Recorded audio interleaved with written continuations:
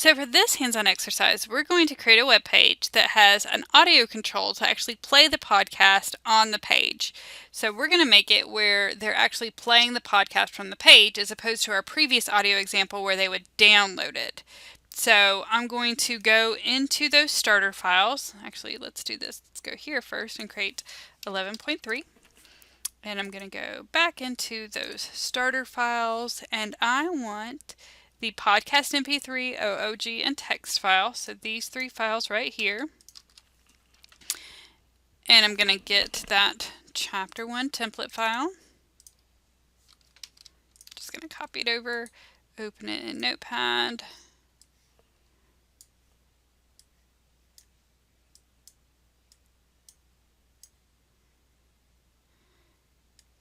Bring it over here. File, save as. Well, I'm going to call it audio.html. Okay, so we're going to give it a page title. We're going to call this, again, Web Design Podcast. Give it an H1, Web Design Podcast. So now we're going to use the audio tag. So audio has an open and close, so be sure you're careful about that.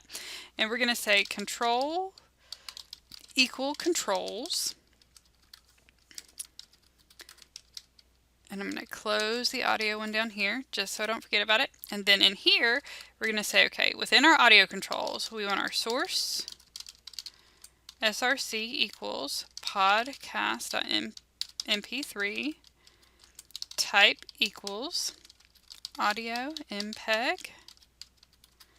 Our second source, src equals podcast.ogg.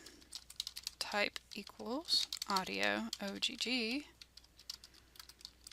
And then a link, a href equals podcast.mp3.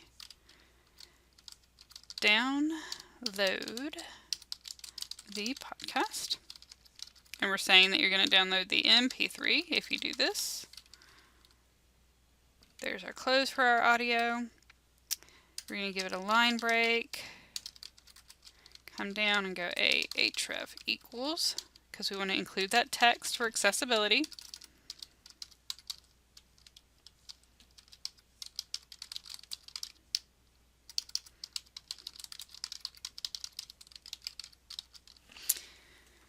So we've got all of that on there. We've got our hyperlink to our transcript, our fallback content. So now if we save it, run it in Chrome, you can see there's our transcript. Our podcast is playing. We can access the transcript. And so now, instead of taking us to a link, we can actually play it directly from our page.